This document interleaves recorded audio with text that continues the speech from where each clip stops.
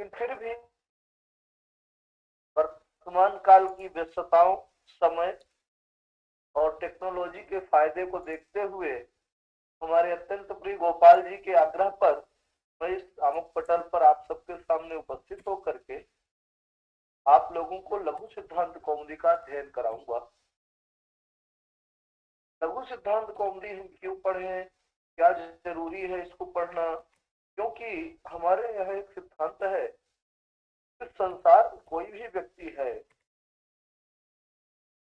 वह बिना प्रयोजन को जाने या समझे किसी कार्य को करने में प्रवृत्त नहीं होता।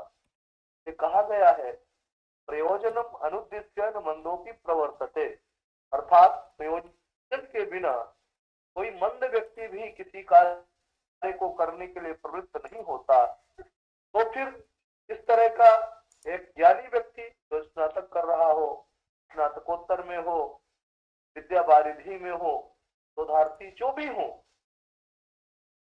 तो उसके लिए यह जो ग्रंथ है लघु सिद्धांत कौमुदी आप सब जानते हैं, आचार्य पाणिनि जिनकी यशो गाथा समग्र विश्व में प्रकाशित है, आचार्य पाणिनि के द्वारा लिखा गया अष्टाध्यायी नामक ग्रंथ अत्यंत अगाध, जिसमें लगभग 4000 सूत्र है, अर्थात 3995 सूत्र गिने गए हैं। उन लगभग 4000 सूत्रों को आचार्य पाणिनि ने 8 अध्यायों में बांटा। प्रत्येक अध्याय में 4 पाद और उन पादों में सूत्र हैं। अतः 8 अध्याय 32 पादों में विभक्त यह आचार्य पाणिनि का अत्यंत सारगर्भ, भाषा को वैज्ञानिक स्वरूप देने वाला, जिसके कारण आज भी यह संस्कृत भाषा जैसी हजारों लाखों वर्ष पूर्व में थी वैसी आज भी है। जो नियम पहले रखते थे वह नियम आज है, और मुझे उम्मीद है कि आने वाले हजारों लाखों वर्ष में इस भाषा के स्वरूप में कोई विकृति आने वाली नहीं। कारण जो व्याकरण है, पाणिनि आचार्य पाणिनि ने जिन सूत्रों का विश्लेषण करके इस भाषा के स्वरूप को बांधा है, उन सूत्रों का अतिक्रमण करके कोई भी समाज में ख्याति नहीं पा सकेगा। यद्यपि बहुत व्याकरण हुए, लेकिन सभी समय के साथ काल कवलित होते गए। आचार्य पाणिनि का यह व्याकरण हम सब लोगों को एक राजमार्ग जैसा है, जो हमें संस्कृत भाषा में प्रवेश करने के लिए एकदम सूर्य के समान प्रकाश प्रदान करता है। उस प्रकाश से भाषा शास्त्र के समस्त पदार्थ प्रकाशित हो जाते हैं। अतः आचार्य पाणिनि, आचार्य कात्यायन और आचार्य पतंजलि ये त्रिमुनि के नाम से संस्कृत व्याकरण में प्रसिद्ध है। वही जो आचार्य पाणिनि, कात्यायन, पतंजलि के द्वारा प्रणीत एवं व्याख्यायित, पुष्पित एवं पल्लवित जो व्याकरण शास्त्र है, वह व्याकरण शास्त्र कालांतर में अनेक ग्रंथों के रूप में परिणत होता हुआ हमारे सामने लघु सिद्धांत कौमुदी के रूप में अवतरित होता है। प्रश्न होता है, हम व्याकरण क्यों पढ़ें? सबसे पहले तो हमें यही ज्ञान होना चाहिए, व्याकरण क्यों पढ़ें? तो इस पर व्याकरण इसलिए पढ़े, उस पर आचार्य पतंजलि कहते हैं, रक्षो हागम लघु संदेहा प्रयोजनम। ये व्याकरण अध्ययन के 5 मुख्य प्रयोजन बताए, रक्षा, लाभ, आगम, लघु और असंदेह। महोदय, अर्थात व्याकरण पढ़ने से हम लोग रक्षार्थम वेदानम अध्ययन व्याकरणम। जी किंचित भवतां ध्वनिः ब्लर भवति, अतः कुछ कह रहे हैं? हाँ जी, आपकी ध्वनि थोड़ा खरखरा रही है, तो यदि स्पीकर से बोले थोड़ा सा दूर करके बोलेंगे तो अच्छा, आवाज स्पष्ट आएगी। मैंने तो हेडफोन लगा रखा है। अच्छा, अभी ठीक है, अभी ठीक आ रही नहीं है। आ रही अभी? अभी अभी ठीक आ रही है। अच्छा अच्छा हाँ, अच्छा। तो व्याकरण क्यों पढ़ें? सबसे पहले प्रश्न यह उठता है, व्याकरण क्यों पढ़ें? पर आचार्य पतंजलि ही कहते हैं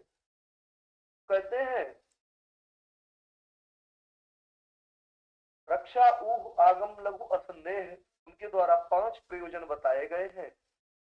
इन वेदों की रक्षा के लिए ऊह ऊह करने में, ऊह अर्थात तर्क वितर्क मंत्रों में कहाँ क्या विभक्ति होगी, कैसे विभक्ति के अनुसार वचन परिवर्तित होगा, कहाँ क्या स्वर होगा, सबों को जानने में हम समर्थ हो।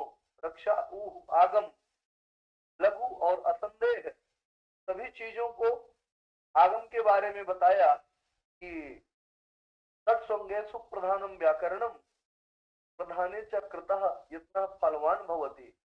वस्तुतः ये सभी तो ये 5 प्रयोजन बताए वेदों की रक्षा के लिए, वो करने में समर्थ हो इसलिए, आगम के द्वारा हमें अपने कार्य का ज्ञान होता है। सभी जो 6 अंग हैं उन 6 अंगों में प्रधान व्याकरण है और ब्राह्मणे निष्कारणो धर्म षडंगो ध्येयो षडंगो वेदो ध्येयो ज्ञेयश्च। ये सभी विद्वानों का एक मुख्य कर्तव्य है। षडंगों के सहित 6 अंग शिक्षा, कल्प, निरुक्त, व्याकरण, छंद और ज्योतिष, इन 6 अंगों के साथ हम वेद का अध्ययन करें। उनमें षट्संगेषु प्रधानम व्याकरणम, इन 6 अंगों में प्रधान व्याकरण है और प्रधानी चक्रता यत्न फलवान भवति। जब हम कोई कार्य मुख्य ग्रंथ के लिए, मुख्य चीज के लिए करते हैं, प्रधान कार्य के लिए करते हैं, तो वो हमारा कार्य जो होता है वो फलवान होता है। अतः आगम लघु, लघु अर्थम, किसी भी भाषा में लघुता का बड़ा महत्व है। गौरव, बहुत बढ़ा चढ़ा करके बोलना, ये व्याकरण शास्त्र की प्रवृत्ति नहीं रही है। तो आचार्य पाणिनि ने अत्यंत लघु अक्षरों में सूत्रों का प्रणयन किया और किसी भाषा में विस्तार है, उसकी अपेक्षा संस्कृत में केवल एक एक शब्दों के भी वाक्य हैं, उनसे भी हमें ज्ञात हो जाता है। क्यों? एक कहावत भी है, अर्ध मात्रा लाघवे न पुत्रोत्तम मन्यन्ते व्याकरणा। अतः यह लाघव का शास्त्र है। लाघव से हमारी प्रवृत्ति भाषा में हो, की रचना में प्रवृत्त हो, कुछ भी करने में अत्यंत लघुता से संक्षेप में समर्थ हो, इसलिए भी व्याकरण को पढ़े। और असंदेह, आप जानते हैं अगर आपको संदेह से रहित ज्ञान करना है, वो ज्ञान व्याकरण के बिना संभव नहीं है। कथंचित अपि नान्यः पंथा विद्यते अनाय, जो कहा गया, व्याकरण के अतिरिक्त कोई ऐसा मार्ग नहीं है जो आपको भाषा का प्रकांड विद्वान बना दे। अतः हमें भाषा का अध्ययन करना, संदेह से रहित ज्ञान करना, तो उसके लिए व्याकरण की जरूरत है। व्याकरण के बिना वह संभव नहीं है। ये 5 प्रयोजन जो बताए, इसलिए हमें व्याकरण पढ़ना चाहिए। आचार्य भर्तृहरि ने बड़ा सुंदर वर्णन किया है वाक्य पदियम में। वो कहते हैं व्याकरण क्यों पढ़े। उन्होंने बताया कि व्याकरण क्यों करें। उन्होंने कहा आसन्नम ब्रह्मणस्तस्य तपसाम उत्तमम तपः प्रथमम छंदसाम अंगम प्राहु व्याकरणम बुधा। बहुत सुंदर शब्दों में उन्होंने कहा व्याकरण को क्यों पढ़े, तो कहा आसन्नम ब्रह्मणः तस्य, उस ब्रह्म के जो सबसे निकटवर्ती है वो क्या है? व्याकरण। तपसाम उत्तमम तपः, तपस्याओं में जो सबसे उत्तम तप हो सकता है वो क्या है? व्याकरण। इससे उत्तम तप किस शास्त्र में किया जाए तो वो उत्तम नहीं, बल्कि व्याकरण शास्त्र की दृष्टि में, आचार्य भर्तृहरि की दृष्टि में सर्वोत्तम तप व्याकरण को कहा है। और प्रथम छंदसाम अंगम, अर्थात छंदों के, वेदों के जो 6 अंग है, शिक्षा, कल्प, निरुक्त, ज्योतिष, व्याकरण इत्यादि, उनमें ये प्रथम है। राहु व्याकरणम बुधा, बुधा व्याकरणा विद्वान, विद्वानों ने कहा है कि ये 6 अंगों में मुख्य है, इसलिए इसका अध्ययन करना चाहिए। अतः सत्या विशुद्धि तत्रोक्ता विद्यैवैक पदागमा युक्ता प्रणव रूपेण सर्वबाधा विरोधिनी। बहुत बड़ी बात कहते हैं। ये व्याकरण क्या करता है? ये हमारी वाणी की अशुद्धियों को, भाषा संबंधी अशुद्धियों को दूर करके हमें सत भाषा में, भाषा के साधु प्रयोग में साधु असाधु का ज्ञान कराते हुए, और ये हमें पुण्य की प्राप्ति भी कराता है। अतः हम लोग साधु का प्रयोग करें, साधु शब्दों का प्रयोग करें, असाधु शब्दों के प्रयोग से बचें। साधु शब्दों का प्रयोग क्यों करें? शब्दों का प्रयोग करने से पुण्य जनकता अवक्षेदक धर्मोत्त की प्राप्ति हो, ये व्याकरण का महत्व है। और हमारी भारतीय संस्कृति में समग्र ज्ञान विज्ञान परंपरा में पुण्य का बहुत महत्व है। कोई भी कार्य पाप और पुण्य को ध्यान में रख करके किया जाता है। पुण्य कार्य में हमारी प्रवृत्ति शास्त्र कराता है और पाप से हमें निवृत्त कराता है, यही शास्त्र का प्रयोजन है। अतः यह व्याकरण शास्त्र हमें पढ़ना चाहिए। तो आइए विचार करते हैं ये व्याकरण क्या है। प्रयोजन मैंने बताया, क्यों पढ़े, तो हमने बताया क्यों पढ़े। हमने व्याकरण के महत्व को थोड़ा सा समझते हुए अब हम इस व्याकरण को पढ़ते हैं। जैसा कि आप जानते हैं, ये जो व्याकरण है, ये व्याकरण शास्त्र का एक अद्वितीय विद्वान हुए व्याकरण शास्त्र के भट्टोजी दीक्षित। भट्टोजी दीक्षित के शिष्य जो थे वो वरदराज भट्टाचार्य थे। आचार्य वरदराज के द्वारा यह सिद्धांत कौमुदी, वैयाकरण सिद्धांत कौमुदी से मुख्य मुख्य सारभूत सूत्रों को छांट करके प्रकरण सह उसी शैली में लिखे गए, ताकि भाषा में प्रवेश करने वाले जो अन्य छात्र हैं, जिनको व्याकरण शास्त्र के गहन ज्ञान से प्रयोजन नहीं है, लेकिन व्याकरण शास्त्र को पढ़ करके उनकी भाषा में प्रागल्भ्य हो, पांडित्य हो, तथा वो किसी भी शास्त्र को पढ़ने में समर्थ हो, इसलिए सर्वजन सुलभ बनाने के लिए आचार्य वरदराज ने लघु सिद्धांत कौमुदी नामक ग्रंथ की रचना की। आचार्य वरदराज का समय 1673 के आसपास माना जाता है, अर्थात 17वीं शताब्दी का उत्तरार्ध इनका समय स्वीकार किया जाता है। ये दक्षिण भारत के रहने वाले थे। पिताजी का नाम दुर्गातनय था। इन्होंने लघु सिद्धांत कौमुदी नामक ग्रंथ की रचना की। थोड़ा सा परिचय देखें। और लघु सिद्धांत कौमुदी नामक ग्रंथ की रचना करने के बाद रचना की, रचना इन्होंने सबसे पहले अपने बुद्धि में किया। बुद्धिस्ट करते हुए ये जब लघु सिद्धांत कौमुदी को लिखना प्रारंभ करते हैं, सबसे पहले ज्ञान की अधिष्ठात्री माँ वाक देवता सरस्वती की प्रार्थना करते हैं। माँ वाक देवता सरस्वती क्या है, क्यों हम, आप जानते हैं हमारी परंपरा में मंगलाचरण का महत्व। कोई भी कार्य कुछ भी हम प्रारंभ करते हैं ये हमारे भारतवर्ष की एक परंपरा है। वैसे भारतवर्ष की ही परंपरा नहीं, प्रत्युत समग्र विश्व में यह परंपरा है। लोग अपने अपने धर्म के अनुसार, अपने अपने संप्रदाय के अनुसार अपने अपने इष्ट देवता का स्मरण करते हैं तथा इष्ट देवता का स्मरण करते हुए ही अपने कार्य को प्रारंभ करते हैं। तो क्यों प्रारंभ करते हैं, इस पर मंगलाचरण क्यों करते हैं, इसके बारे में थोड़ा सा जानना जरूरी है। इसके बाद हम लोग मंगलाचरण करेंगे। आप जानते हैं मंगल आचरण, मंगल से आचरणम मंगलाचरणम अथवा मंगलाय आचरणम मंगलाचरणम। तो कस्य आचर्यते इति आचरणम, आचर्यते इति आचरणम, मंगलाय आचर्यते यत् मंगलाचरणम। मंगलाय अर्थात कल्याणाय, कल्याण करने के लिए जिसका आचरण किया जाए उसे मंगलाचरण कहते हैं। यहाँ कौन सा कल्याण है ग्रंथकार का, तो कहते हैं कि हमारी एक परंपरा है, श्रुति है, समाप्ति कामो मंगलम आचरेत। जो ग्रंथ करता है वो मंगलाचरण क्यों करता है, समाप्ति कामो मंगलम आचरेत, अपने कार्य समाप्ति ही काम यस्य, समाप्ति ही काम यस्य, अथवा समाप्ति अच्छे से हो जाए इसलिए मंगलाचरण किया जाता है, ये श्रुति। इस पर दो मत आते हैं, एक प्राचीन मत आता है, एक नव्य मत आता है।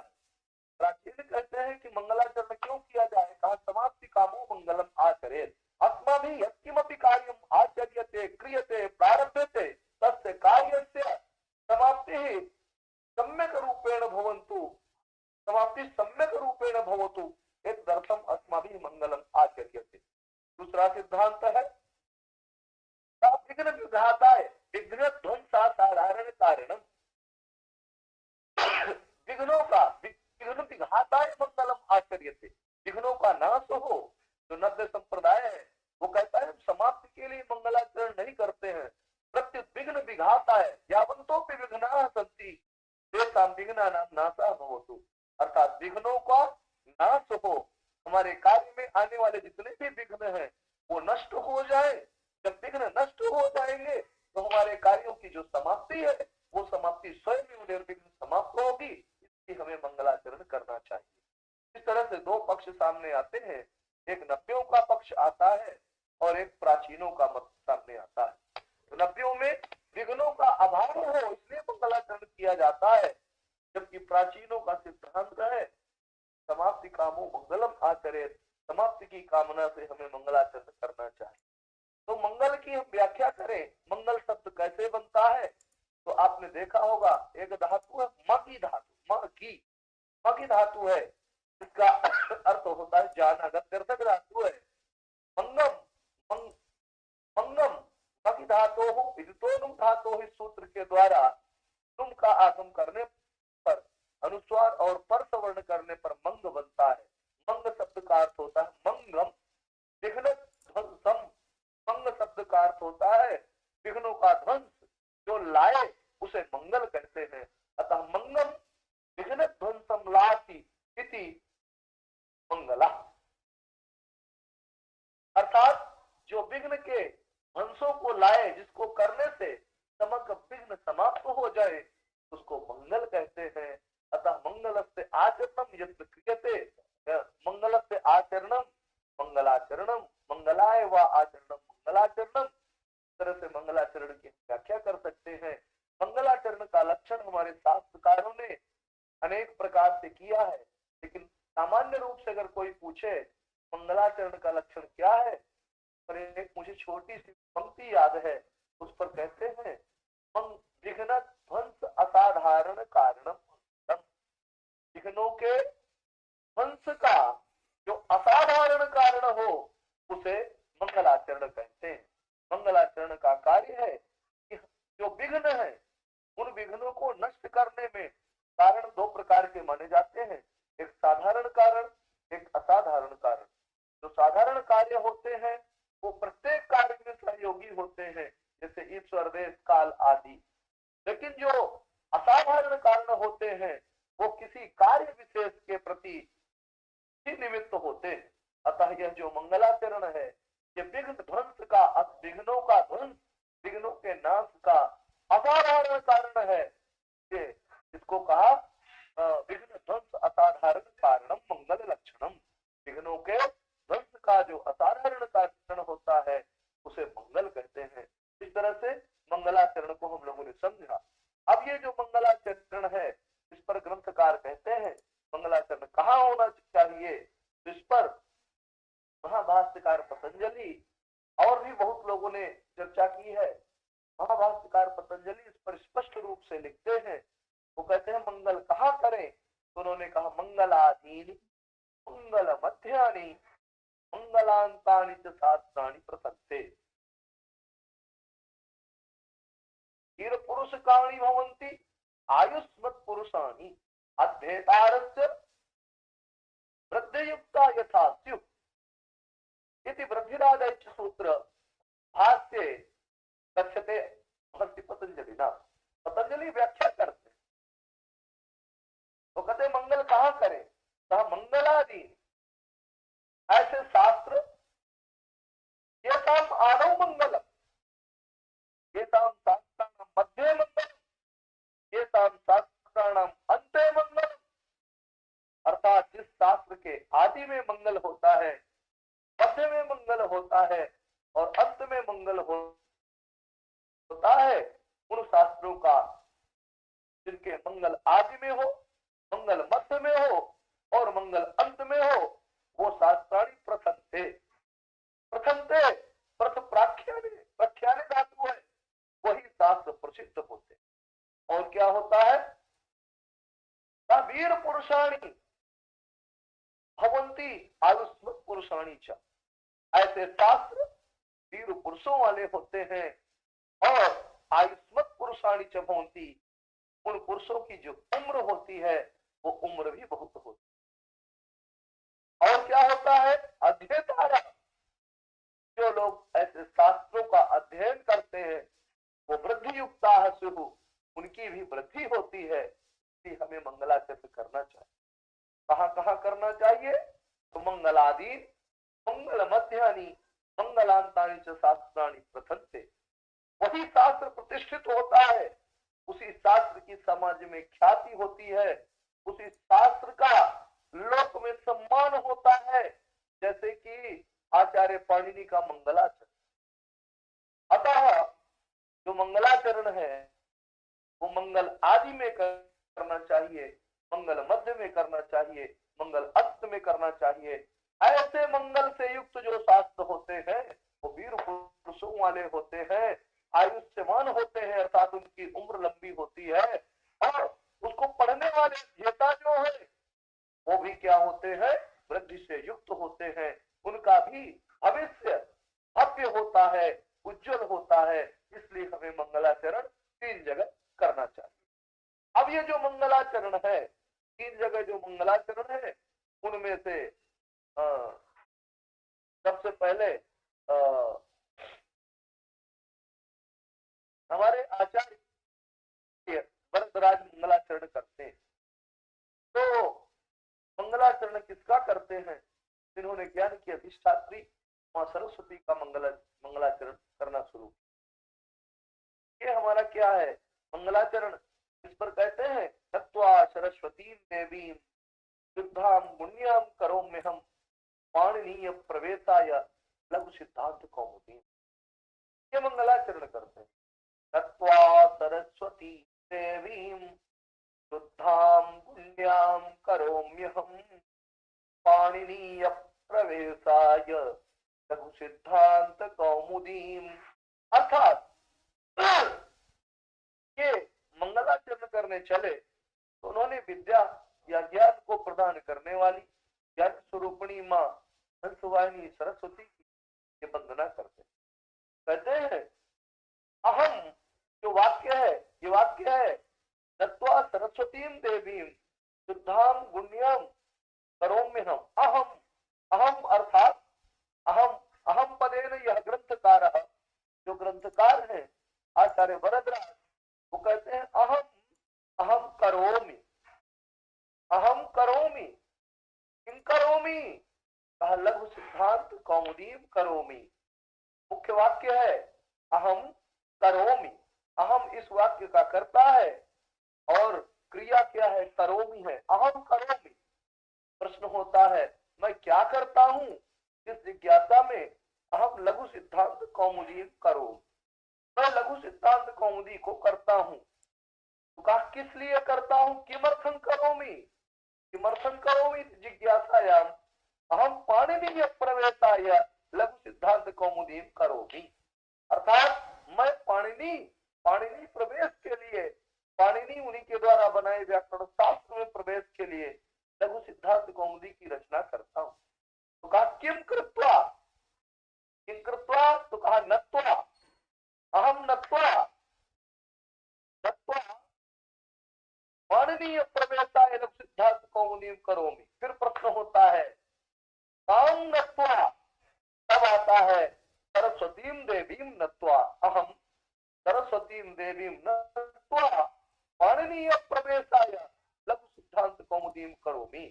मैं सरस्वती देवी को नमस्कार करके पाणिनी व्याकरण में प्रवेश पाने के लिए लघु सिद्धांत कौमुदी नामक ग्रंथ की रचना करता हूं।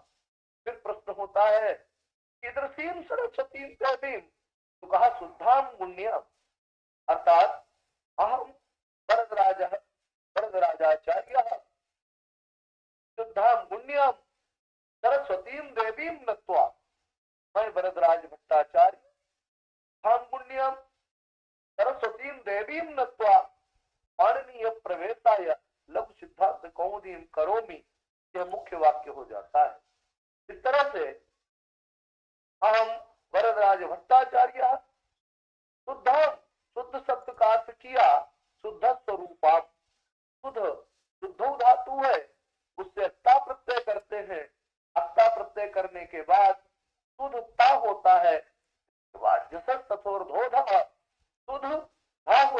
है।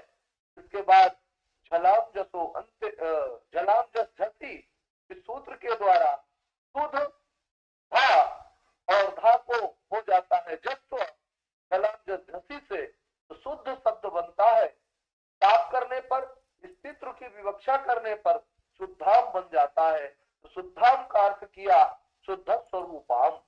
अतः शुद्ध स्वरूप वाली पुण्याम, पुण्य शब्द का अर्थ होता है या प्रशस्त अर्थ में यप प्रत्यय होता है। गुण प्रशस्ता गुणा यस्य गुण्या स्वरूपादाह प्रशंसयोर यप। इस सूत्र के द्वारा गुण शब्द से यप प्रत्यय करने पर गुण या जीवम से भासंज्ञा आकार का लोप करने पर गुण्य बन जाता है। स्थित्र की विवक्षा में गुण्य, अतः द्वितीय भक्ति में गुण्याम। तो अहम शुद्धाम गुण्याम सरस्वतीम देवीम। सरस्वती कैसे बना? तो कहा सरस शब्द है, सरस सकारः, अतः सरः ज्ञानम अस्ति अस्याः इति सरस्वती, अथवा सरा ज्ञानम अस्ति अस्याम इति सरस्वती। अतः सरस प्लस वट,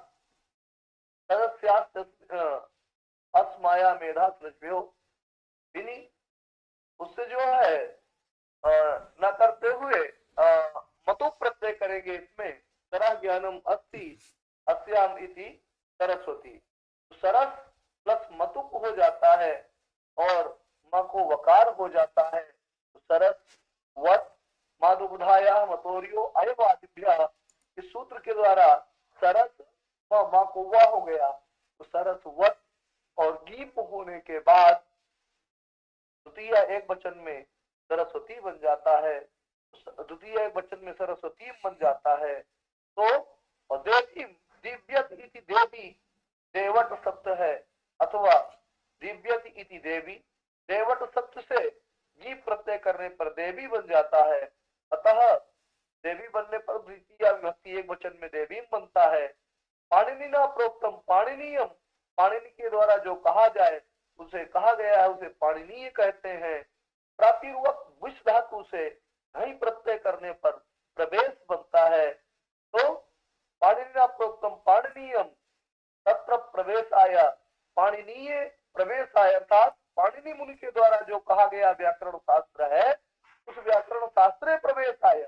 उस व्याकरण शास्त्र में प्रवेश पाने के लिए लघु सिद्धांत नामक, लघु सिद्धांत कौमुदी नामक ग्रंथ की रचना करता हूँ।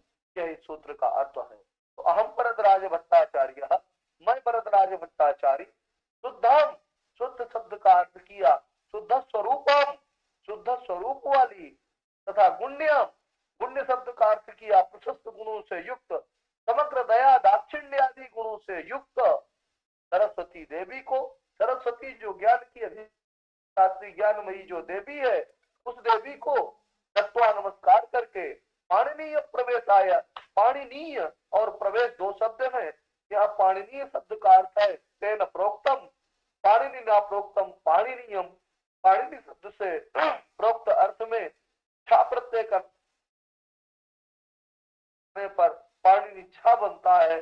छा को आयने ही पड़क जगह प्रत्ययानि नाम, इस सूत्र के द्वारा छा प्रवेश करने पर पाणिनि प्लस ई बन जाता है। के बाद यजीभम से ना के की ई संज्ञा माने भा संज्ञा, भा संज्ञा होने के बाद उसका लोप हो जाता है। तो पाणी ने ई से जुड़ जाता है, छा को ई करते हैं तो पाणिनीय बनता है।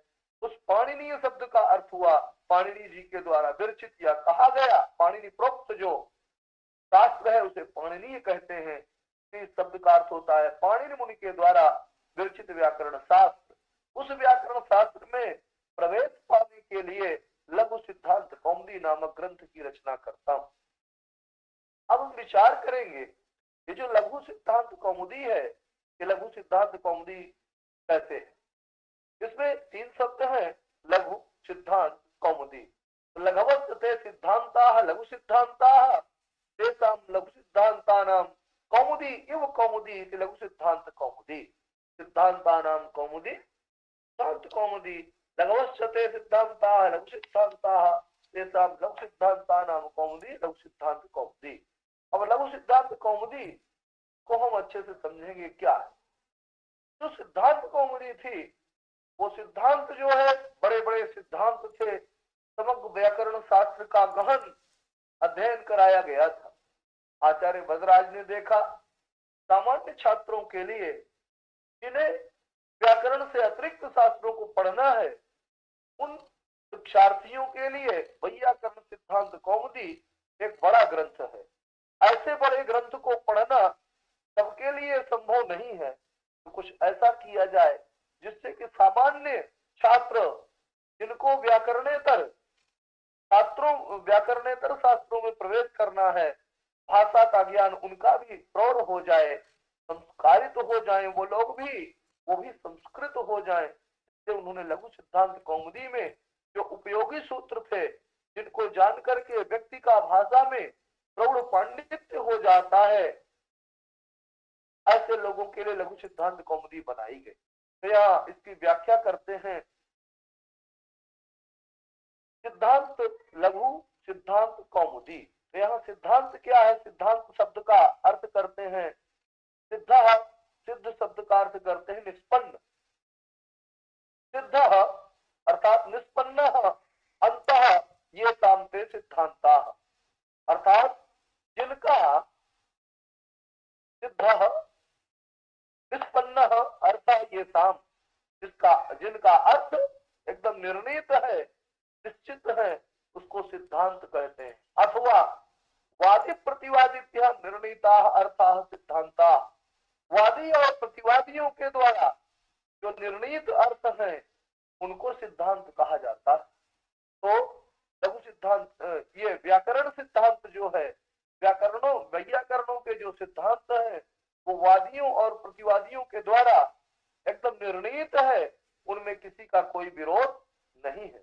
अतः सिद्धु संसिद्धौ अथवा सिद्धु शास्त्रे मांगल्य धातु से ता प्रत्यय करते हैं तो सिद्ध ता का संज्ञा लोप करते हैं लसक पद्धति से, सिद्ध ता बनता है, ता को झसस कठोर धोदा से सिद्ध तकार जोक्ता का ता है उसको भी दा हो जाता है, सिद्ध धा, इसके बाद झलाम जसवंते सूत्र के द्वारा पूर्व धकार को दकार हो जाता है, सिद्ध बन जाता है। और इस तरह से सिद्धांत सिद्धा अंत सिद्ध निर्णीतः निष्पन्नः अंतः ये शांति सिद्धांताः तेषां सिद्धांतानां कौमुदी, जो सिद्धांत है वैयाकरणों के जो सिद्धांत हैं उन सिद्धांतों की जो प्रकाशिका है, उन सिद्धांतों को दिखाने वाली है, अत्यंत सारल्य ने जो समझाने वाली है, सिद्धांतानां कौमुदी सिद्धांत कौमुदी। इस लघु सिद्धांत कौमुदी, तो जो कौमुदी है उस कौमुदी को भी हम समझ लेते हैं। कौमुदी क्या है? वस्तुतः कौमुदी का सामान्य अर्थ होता है चांदनी अर्थात ज्योत्सना, चंद्रमा का जो प्रकाश होता है उसको जो है ज्योत्सना कहते हैं, कौमुदी कहते हैं। वो जो कौमुदी है वो कौमुदी क्या करती है? कौमुदी के बारे में सिद्धांत कौमुदी के भिन्न भिन्न टीकाकारों ने भिन्न भिन्न उन्होंने समझाया है व्याख्याओं के माध्यम से। कहा कु शब्द का अर्थ होता है चंद्रमा और मुदी हर्षे धातु है, मुदी धातु का अर्थ होता है हर्षे।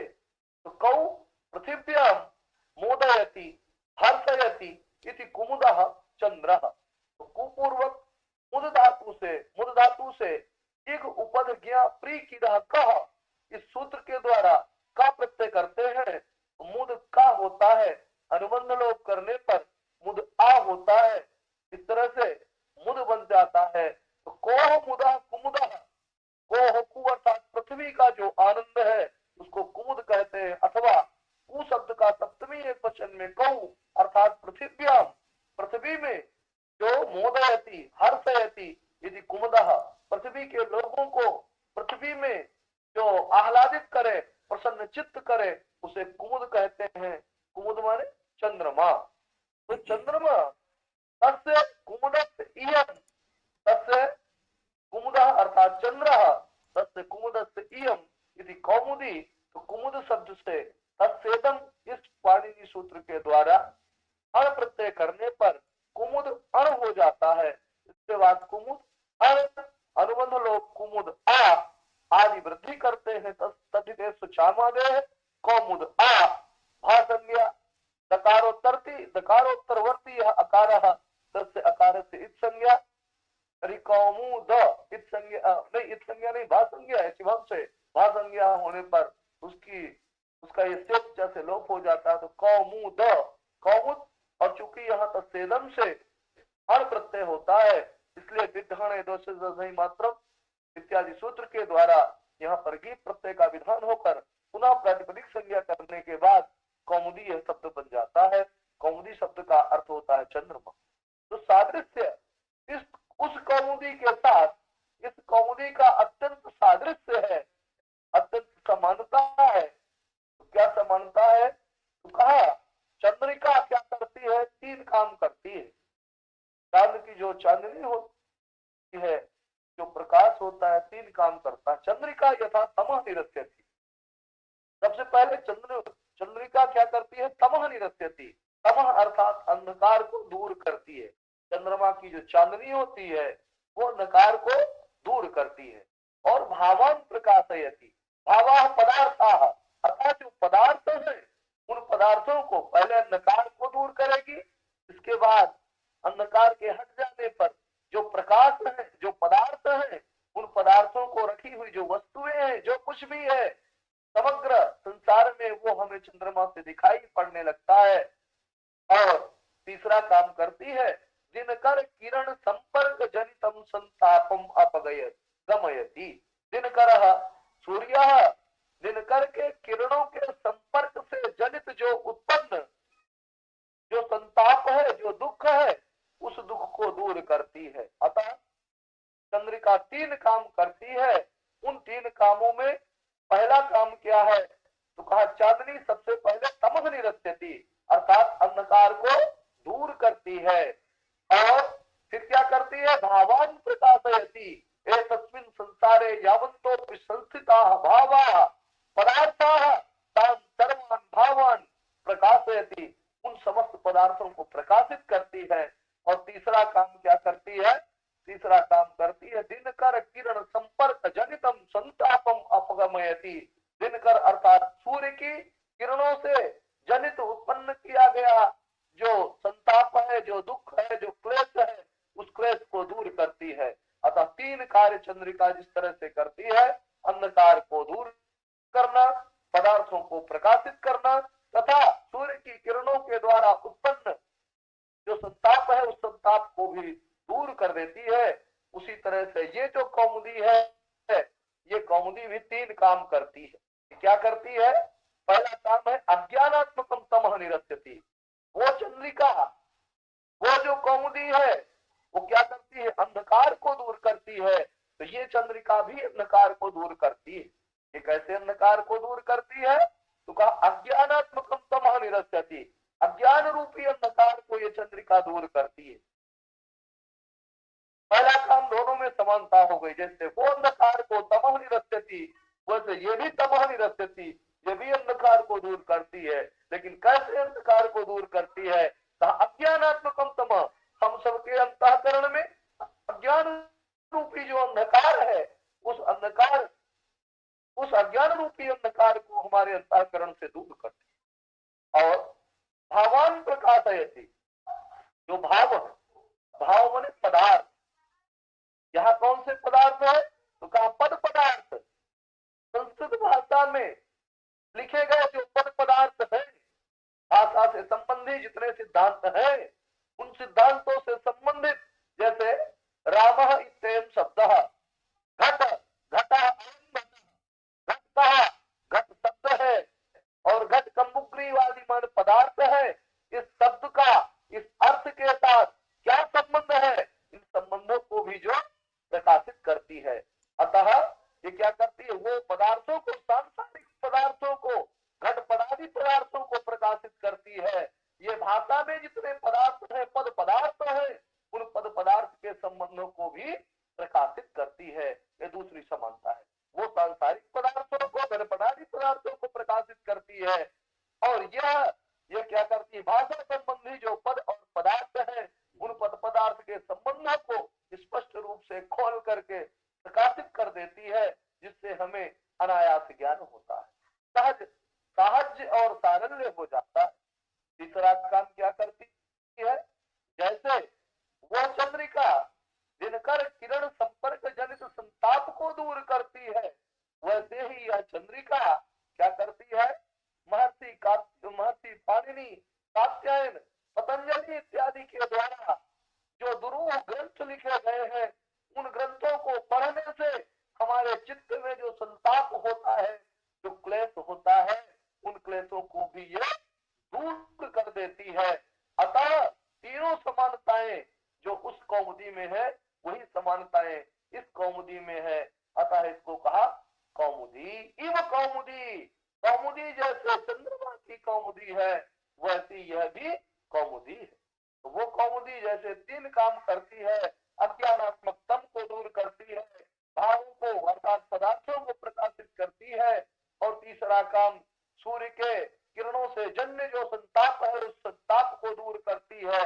वैसे ही यह लघु सिद्धांत कौमुदी तीन कार्यों को एक साथ करती है। ये क्या करती, हमारे अंतःकरण में व्याप्त जो अज्ञान रूपी अंधकार है, उस अंधकार को दूर करती है। पद पदार्थ जो भाव है अर्थात पद पदार्थ है, उनको प्रकाशित कर देती है। तथा महर्षि पाणिनि कात्यायन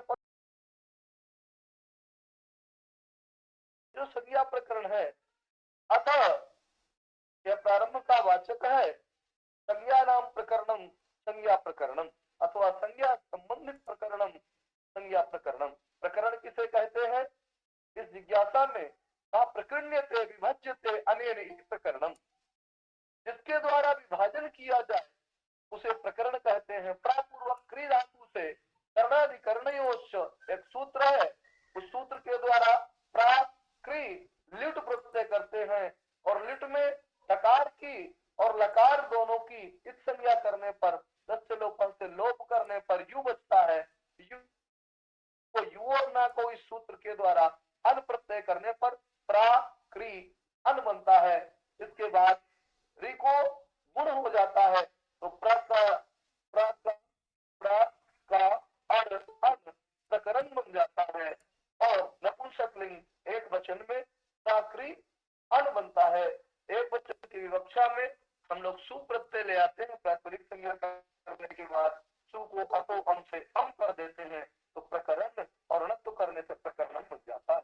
संज्ञा कैसे बना, तो संपूर्वक ज्ञान धातु से एक सूत्र है आतश्चोपसर्गे प्रदत्त प्रकरण में, तो चूंकि सम और ज्ञा धातु आदंत है, आदंत होने के कारण और सम उपसर्ग है, अतः आतश्चोपसर्गे उपसर्ग पूर्वक आदंता धातु हो का प्रत्यय भवति इति आचार्य भट्टोजी दीक्षित। अतः संपूर्वक ज्ञा धातु से का प्रत्यय करते हैं, तो सम ज्ञा का, इसके बाद भासंज्ञा आकार की संज्ञा और लोप हो जाता है। संज्ञा आ और जो का है उसका का आ जा करके ज्ञा से मिल तो संज्ञा बनता है। स्त्रीत्व की विवक्षा में ताप करने पर संज्ञा हो जाता है। पुनः संज्ञा नाम प्रकरणम संज्ञा प्रकरण, अथवा संज्ञा संबंधित प्रकरणम संज्ञा प्रकरणम, ऐसा भी व्याख्यान हम लोग कर सकते हैं। अब ये जो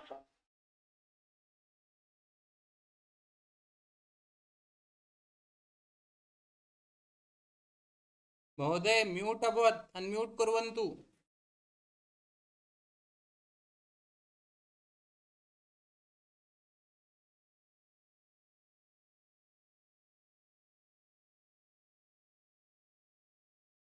एक निमेष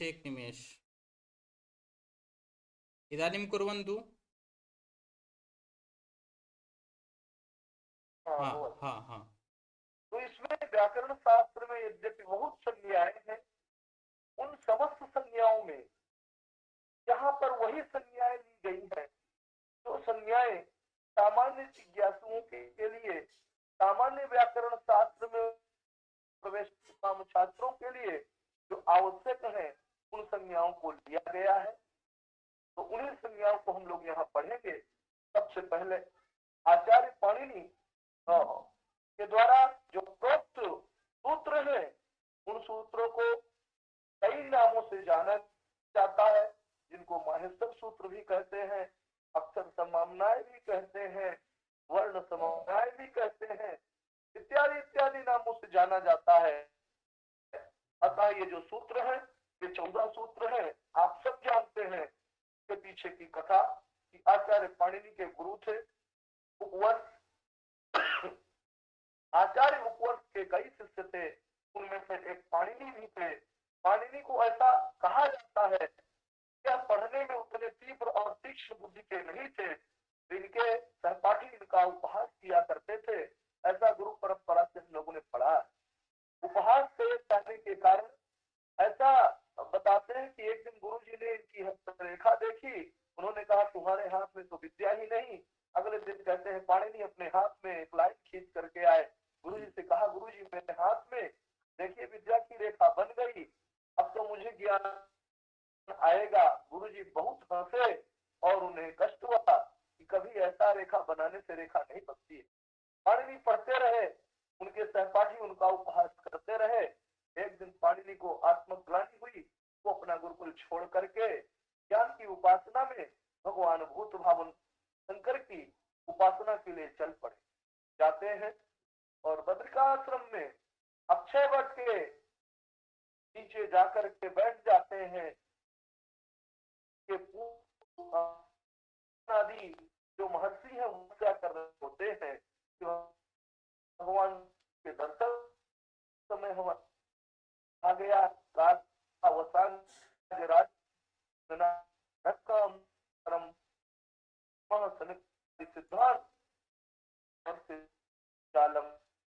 आचार्य वो सूत्र मिले, मिले कैसे मिले उसके बारे में ही परंपरा है। सूत्र से मिले चला जाता है को प्रयोजन से अक्षर के मानसियों की तपस की श्रुति है विद्या यदि विद्या प्राप्त करने की इच्छा है तो भगवान की हमें उपासना करनी चाहिए। अतः विद्या प्राप्ति की कामना से हमें भगवान की आराधना की। भगवान शिव दो लक्ष्यों को एक क्रिया व्यर्थ करी प्रसिद्धा, इस उक्ति के अनुसार उन्होंने सनक सनंदन आदि को दर्शन देने के लिए तथा आचार्य पाणिनि की तपस्या जो ज्ञान प्राप्ति के लिए हो रही थी, उन दोनों को उद्देश्य करके उन्होंने तांडव नृत्य किया और उस तांडव में उन्होंने अपने डमरू को 9 पंचवारम 9 और 5 9 + 5 = 14 बार उन्होंने डमरू को बजाया, जिससे उन्हें ये 14 सूर प्राप्त हुए। वो 14 सूत्र क्या है? कहा ऐ उण रिलरिक ए ओम ऐ औच हयवरट लण यमतणनम धर्म घटधर जप गडदस खम छटत चटतव कपय सत्तर हल, ये 14 माहेश्वर सूत्र प्राप्त हुए। इस पर मैं एक बात और बताना भूल गया हूँ आपको मंगलाचरण के बारे में। शुरुआत में मंगलाचरण करते हैं मंगलादि मंगल मध्य मंगल अंत, क्यों करते हैं? 2 कारण भी बताए। समाप्ति कामो मंगलम आचरेत अतः विघ्न अथवा विघ्न विघाताय मंगलम आचरेत। तो कहा ठीक है मंगलाचरण करिए, लेकिन मंगलाचरण के बारे में उसमें न्याय सिद्धांत मुक्तावली में बहुत सारी चर्चाएं आई हैं कि मंगलाचरण करें ना करें, ना करने वालों के भी ग्रंथ समाप्त हुए, कोई बाधा नहीं आई, और जिन्होंने मंगलाचरण किया वो भी समाप्त हो गए, पूरा नहीं कर पाए। तो उस पर उन्होंने कहा कि जिन्होंने मंगलाचरण नहीं किया उनके बारे में वो जन्मांतरी मंगलाचरण की कल्पना करते हैं। पूर्व जन्म में उन्होंने मंगलाचरण किया होगा, उन्हें पुण्यों के परिपाक पर उनका इस जन्म का ग्रंथ निर्विघ्न समाप्त हुआ। और जिन्होंने मंगलाचरण किया, कादम्बरी आदि में बहुत मंगलाचरण किया, लेकिन कादम्बरी के जो कर्ता थे वो काल के गाल में प्रविष्ट हो गए, आचार्य बण पूरा ग्रंथ नहीं कर पाए। उस पर हमारे आचार्यों ने कहा है कि वहां विघ्नों का बाहुल्य था और मंगल अल्प थे, इसलिए वो उस ग्रंथ को पूरा नहीं कर पाए। सिद्धांत ये दिया गया कि जितने मंगल हो उससे अधिक, जितना विघ्न हो उन विघ्नों से अधिक मंगल हो, तभी उन विघ्नों का नाश होता है। फिर कहा ये मंगलाचरण बोले क्यों? बोल के ही कर ले, मानसिक कर ले। तो कहा नहीं, बोलना इसलिए जरूरी था, बोलना भी बोल के भी आप कर सकते थे, मानसिक भी कर सकते थे। लेकिन लिखना क्यों उचित समझा? तो हर जगह आपको मिलता होगा शिष्य शिक्षा ये निबंधना थी। हमारे आने वाली जो परंपराएं हैं, अस्माकं गुरुभिः मंगलम आचरिता आचरितम अतः वयोपि मंगलम आचरिष्यामः वयोपि मंगलम आचरामः। ये परंपरा चलती रहे अविच्छिन्न रूप से। कोई भी ग्रंथ करे, शुभ कार्य करे तो मंगल का आचरण करे, इसलिए मंगलाचरण लिखित में किया जाता है। तो आचार्य आज हमने जो है आचार्य का थोड़ा सा परिचय देखा, मंगलाचरण के बारे में जाना, मंगलाचरण को हमने समझा, व्याकरण क्यों पढ़े, इसका क्या महत्व है, इसको भी हमने जाना, और 14 माहेश्वर सूत्रों की उत्पत्ति के बारे में समझा। उसके बाद में फिर हम कल पढ़ेंगे। आपको किसी को कोई जिज्ञासा है तो आप लोग पूछ सकते हैं। आज इतने। हाँ, किसी की कोई जिज्ञासा है, कोई कुछ पूछना चाहते हैं? आर्य मनेन्द्र जी हैं, कुछ बोलना चाहते हैं। नमस्ते आचार्य जी। मनेन्द्र जी हाथ उठा रहे। जी नमस्ते। जी नमस्ते जी। आचार्य जी यही पूछना था कि ये कक्षा इस कक्षा में क्या संपूर्ण लघु सिद्धांत कौमुदी पढ़ाया जाएगा या प्रकरण? अब जैसा आप लोगों का निर्देश क्या होगी वैसे पढ़ाया जाएगा। हमारे प्रस्ताव आचार्य जी हमारी तो इच्छा है कि हमें संपूर्ण पढ़ने को मिले। जी, तो प्रथम से तो यही है कि यह जो है आरंभ से ही पढ़ाया जाएगा। अब जी हाँ, इसीलिए यह जो है संज्ञा प्रकरण से ही आरंभ किया जा रहा है। बाकी जैसी स्थिति या फिर जैसा आगे आप पढ़ने वालों की जो इच्छा होगी, बस महोदय का ये आदेश था, अनुरोध की शनिवार को, मंगलवार अथवा शनिवार को कक्षा आरंभ होना मंगल कारक होता है और निर्विघ्न समाप्ति होती है। इसलिए आज यह कक्षा शनिवार को आरंभ की गई। किंतु शनि सोमवार एक सिद्धांत है ज्योतिष का, जी कोई कार्य शुरू करें स्थाप्यम समाप्यम छतरी भौमवारे, शनिवार या भौमवार को प्रारंभ या अंत करें तो कार्य थोड़ा यशस्वी होता है, फलदायी होता है, ऐसा हमारे गुरु लोग कहते हैं। जी जी जी। तो वही महोदय के निर्देशानुसार यह कक्षा आज आरंभ हुई, किंतु यह सोमवार और बुधवार और शुक्रवार को चलेगी, सप्ताह में 3 दिन। बाकी यदि फिर महोदय जी के पास जैसा समय रहेगा, यदि अथवा आप लोग चाहेंगे तो महोदय के समय के अनुसार देखेंगे, क्योंकि महोदय की भी व्यस्तता रहती है। हम लोगों के लिए यह महान प्रकल्प महोदय के द्वारा यह किया जा रहा है, सहयोग कर रहे हैं महोदय, आपका बहुत बहुत धन्यवाद। और मेरे एक अनुरोध भर, बीच में आप लोगों ने सुना भी होगा, बीच बीच में काश आ रहा था, खांसी महोदय का स्वास्थ्य अभी तक 1 महीने पूर्व ही यह योजना थी, किंतु महोदय का स्वास्थ्य तब से ठीक नहीं था, इस कारण से यह संपन्न नहीं हो पाया। तो इसके लिए फिर भी महोदय का अभी तक स्वास्थ्य ठीक नहीं हो पाया है, फिर भी महोदय जी ने कहा कि शनिवार से कक्षा आरंभ हो, और वह भी सोमवार, चूंकि फलक में सोमवार बुधवार और शुक्रवार था, तो महोदय को भी शाम को ही कॉल करके पूछा कि महोदय क्या आज की कक्षा, चूंकि मैं प्रसारित कर चुका था निर्देश आपका, जैसा मैंने पाया था कि शनिवार को आरंभ हो, तो महोदय को शाम को ये भी सूचना दी हूँ। मैं भी, मेरी एक 7 बजे से एक उत्तर प्रदेश संस्कृत संस्थान के द्वारा कक्षा रहती है, उसमें व्यस्त था, और उसको समाप्त करके तुरंत ही इसमें हो गया। अग्रिम कक्षा थोड़ी व्यवस्थित होगी, हो सकता है उसे 15 मिनट और मैं पहले आगे कर दूं, तो पर्याप्त समय रहेगा। और कुछ बाधाएं समस्याएं आई थी, तो आगे से जो समय से आ जाएंगे वही आ पाएंगे, और प्रेजेंट की सुविधा जो है मैं यहाँ से बंद कर दिया हूँ, तो अन्य कोई प्रेजेंट नहीं कर पाएंगे।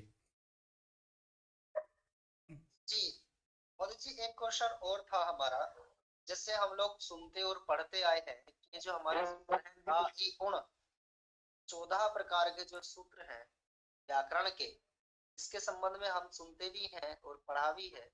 ये जो पूरा व्याकरण का जो मूल है, ये जो व्याकरण जिस पे खड़ा है, वो 14 सूत्र हैं।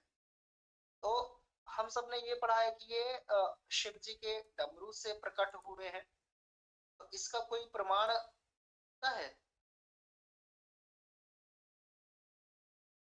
प्रमाण पाणिनि शिक्षा को अगर आप प्रमाण मानते हैं, जो नृत्यावसाने नटराज राजो ननाद ठक्काम नवपंचवार है, ये भी नंदिकेश्वर आचार्य नंदिकेश्वर रस से भी प्राचीन आर्य है। आचार्य नंदिकेश्वर उनकी कारिका कहा गया है। तो आचार्य जो ईसा पूर्व प्रथम शताब्दी है, यद्यपि ये पाणिनि के बाद में, लेकिन इनकी कारिका प्रमाण है। और वो आचार्य पाणिनि का जो शिक्षा ग्रंथ है उसमें लिखा हुआ है कि ये अक्षर समाम्नायम अधिगम्य महेश्वरात् कृष्णम व्याकरणम प्रोक्तम तस्मै पाणिनये नमः। यही सब हमारे पास सिद्धांत है, शास्त्र वचन, जहाँ तक मैं जानता हूँ। आचार्य जी, ये इत्यादि श्लोक तो पाणिनि जी के बाद के बनाए हुए हैं। जैसे हम अष्टाध्यायी को पढ़ते हैं तो वहां जैसे आता है लोपाहा शाकल्य से, आचार्य शाकल्य के मत में पाणिनि जी ने अपने शास्त्र में अनेक आचार्यों का प्रमाण दिया है। तो जैसे अनेक आचार्यों को प्रमाण दिया है कि ये सूत्र उनका है, तो मैं विचार रहा था कि शिव जी से पहले भी तो व्याकरण होगा, कि उनसे पहले भी वेद है और वेद से ही व्याकरण है, तो फिर तो देखिए, अगर आप ये जाएंगे कि शिव से पहले वेद है या वेद से पहले शिव जी है तो उलझ जाएंगे, क्योंकि वेद ही कहता है तस्य वा महतः भूतस्य निश्वसितम एतत् ऋग्वेदः यजुर्वेदः सामवेदो अथर्वण। आप जानते हैं तस्य महतः भूतस्य, है ना? आपने उनका वो जो महान भूत है परमपिता परमात्मा परमेश्वर है, उसके निश्वास भूत है ये वेद, है ना? तो यहाँ परमात्मा को पहले बताया, यहाँ शिव जी है। शिव हमारे यहाँ परमात्मा के वाचक है ना? तस्य वाचिका प्रणव इत्यादि जो भी आप कहें, है ना? तो उस रूप में भगवान शिव, वो भगवान शिव इस विद्या के आदि उद्भवकर्ता के रूप में माने जा सकते हैं। और यही परंपरा मैंने अब तक पढ़ी और सुनी है।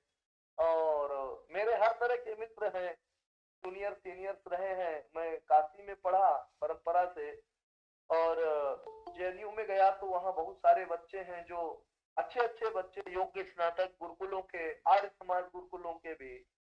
तो इस पर तो मुझे कोई वो मिला नहीं विरोध और विप्रतिपत्ति। बाकी कोई नया रिसर्च सामने आएगा तो हम सब लोग अगर प्रामाणिक होगा तो स्वीकार करेंगे, क्योंकि वेद पहले है। इस पर तो कहा कि तस्य वा महतः भूतस्य निश्वसितम एतत्। इसका मतलब है ये वेदों का प्रादुर्भाव हुआ कहाँ से? परमात्मा के निश्वास भूत है ये वेद। ये जो ऋग्वेदादि भाष्य भूमिका है उसको भी सायण की आप देखिएगा, उस पर भी ये प्रमाण दिए गए। तस्मात् विराट अजायत विराजो आदित्य पुरुषा, है ना? आप पुरुष सूत्र जब पढ़ेंगे सृष्टि की उत्पत्ति में तो इनका आविर्भाव हुआ, है ना? जी आचार्य जी, जैसे एक प्रथम ही सूत्र है आ ई उण, तो यहाँ आ और ई, तो जैसे महाभाष्य इत्यादि में हमने कहानी सुनी है, कहते हैं कि जैसे कोई एक आधी मात्रा को भी बचा लेता है व्याकरण वाला तो पुत्रोत्सव मनाते हैं। तो आचार्य जी, जैसे यहाँ आ ई उण है तो आ और ई यहाँ है, तो हम कहते हैं कि आ और ई जहाँ मिले वहां गुण संधि हो जाती है। फिर ये तो अच्छा होता, कम शब्द बोलने पड़ते, तो यहाँ संधि क्यों नहीं? जी जी, देखिए इसके लिए आचार्य नागेश भट्ट ने लघु शब्देन्दु शेखर जब पढ़ा शुरू करते हैं लिखना, तो वहां एक नहीं कई प्रमाण देते हैं। पहला प्रमाण क्या है? ये सूत्र है, सूत्र ये जो छंदोवत सूत्राणि भवन्ति, नंबर 1 पहला प्रमाण दिया, छंदोवत सूत्राणि भवन्ति अतः छंदेषु कुत्रचित संधि भवति क्वचित संधि न भवति। उभय, जैसे आपने पढ़ा होगा, उभय संज्ञा नपीति वक्तव्यम इत्यादि इत्यादि सर्ववैदिक की प्रक्रिया में बहुत सारे उदाहरण दिए गए हैं। अतः छांदसत्वात् अत्र न, दूसरा आत्म प्रयोगत्वात् संधि न, तीसरा स्तोत्रत्वात् संधि न, सूत्र होने के कारण संधि नहीं है। इस तरह से वहां 4 हेतु वहां पर उन्होंने दिया। अगर संधि हो जाएगी, व्यामोह हो जाएगा, इत्यादि क्या, चूंकि वेद है, छंदोवत सूत्राणि भवन्ति, और वेद की जो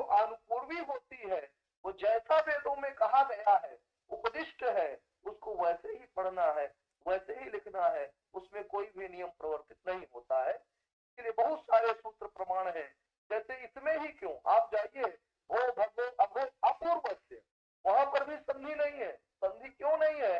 तो कहा श्रौत्रत्वात् असंधि ही, श्रौत्र होने के कारण, सूत्र में प्रयुक्त होने के कारण संधि नहीं होती। दूसरा छंदांसी माने छंदो सूत्राणि भवन्ति अतः संधि न। तीसरा कहा उन्होंने अनुकार्य और अनुकरण के माध्यम से बताया कि जो दो पक्ष होते हैं, एक अनुकार्य होता है, एक अनुकरण होता है। अनुकरण में अनुकार्य निरूपिता शक्ति नहीं होती है। शक्ति न होने के कारण उनमें क्या होता है? वृत्तित्व नहीं होता। वृत्तित्व होने के कारण अर्थवत्व नहीं होता। अर्थवत्व होने के कारण प्रातिपदिक संज्ञा नहीं होती है, अतः स्वादि कार्य नहीं होते हैं। उनने 4 या 5 हेतु लघु शब्द शेखर के शुरुआत में दिया हुआ, इसलिए संधि नहीं होती। जी धन्यवाद आचार्य। और कुछ? ये तो मेरा खुद का अभी ऐसी सोच रहा था तो मस्तिष्क में आया भाई, जब आ ई उण है तो अगर वहां हम बचा लेते आ और ई के स्थान पे ए उण कर देते पाणिनि जी, वहां तो बच जाता। तो लेकिन इसका वहां मुझे सबसे पता नहीं था पहले संधि बताइए होती वहां। क्यों नहीं है। मैंने आपको आज 3 पता नहीं। 4 हेतु दिए। पहला श्रौत्रो असंधि ही, श्रौत्र होने के कारण संध्या भाव है ना। जी आचार्य जी। मैंने 3 4 हेतु दिए हैं, इनको और देख लीजिएगा, है ना। तो 4 हेतु मैंने बताए। धन्यवाद आचार्य जी। अस्तु, धन्यवादाः भवद्भ्यः बहु सम्यक् प्रकारेण पाठितवन्तः। मन्ये सर्वेषां कृते लाभाय एव भविष्यति। अत्र यूट्यूब मध्ये किञ्चित् एडिट् कृत्वा अहं स्थापयिष्यामि, येन अन्येपि लाभं स्वीकर्तुं शक्नुवन्ति। तर्हि भवद्भ्यः नैकाः धन्यवादाः। अग्रिमे सोमवासरे, बुधवासरे, शुक्रवासरे च कक्षा भविष्यति। यदि कस्मादपि कारणात् परिवर्तनं भवति चेत्